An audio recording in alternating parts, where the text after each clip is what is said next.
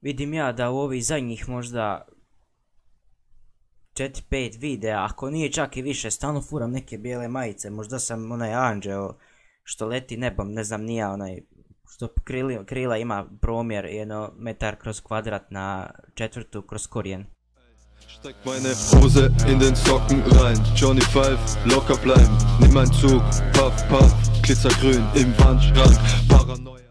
Inače ljudi, dobrodošli u prvi dnevnik, drugu epizodu. Vidim, dosta vam se svidjela prva epizoda i stvarno hvala na podršci. A danas imamo nove 3 stvari. Inače nisam se predstavio, sram je bilo, poštovanje Krešimir Vodokotlić. Danas 3 nove vijesti. Prva vijest, i ovako ću pokazati. Prva vijest, lik od 30 godina je napao Razora. Gledao sam taj video od Razora i gledao sam video tog lika i samo mogu poručiti oba dvojici. Dečki, sutra dolazi novi šleper Zelja, mogli bi doći pomoć, a ne se igrat boga na YouTube. A sam ga najebo sad. A ne, stvarno, nemam šta reći za to, mislim, čista mi je to glupost. Razor se isto zajebava na povodom toga, tako da ne mislim da je išta ozbiljno oko toga, tako da.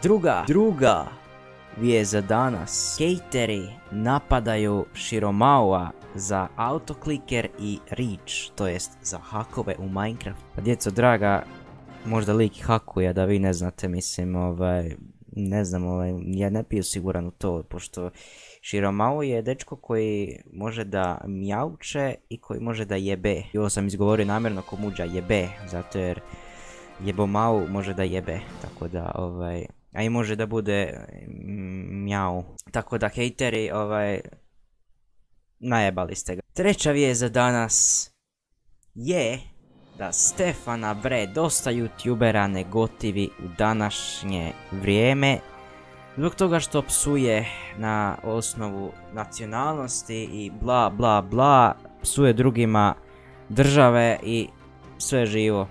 Pa skrenuo momak, šta drugo reći, skrenuo momak. Pa mislim, Stefane, sram te bilo, kako možeš psovati drugim youtuberima i ponaša se tako neodgovorno. Nemoj Stefane.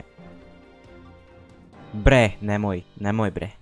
Jednostavno sad kao voditelj ove emisije moram da kažem da Stefan bre je youtuber koji se tako jednostavno zajebava i ne želi nikog uvrijediti, nego to je jednostavno njegova zajebancija, tako da dragi poštovani gledalci, nemojte prozivati bez veze Stefana, pošto Stefan je jako dobar momak koji psuje samo na razini nacionalnosti i ništa više, mislim, to je po meni jako pristojno. Jo, kad mi se smanji plata, jebome, ovaj direktor će me ubiti. Pozdrav direktore, radi se emisija. To je bilo to ljudi od ovog dnevnika, to jest od ove druge epizode. Nadam se da ste uživali. Ja sam Krešimir Vodokotlić i do sljedeće epizode. Pozdrav svima.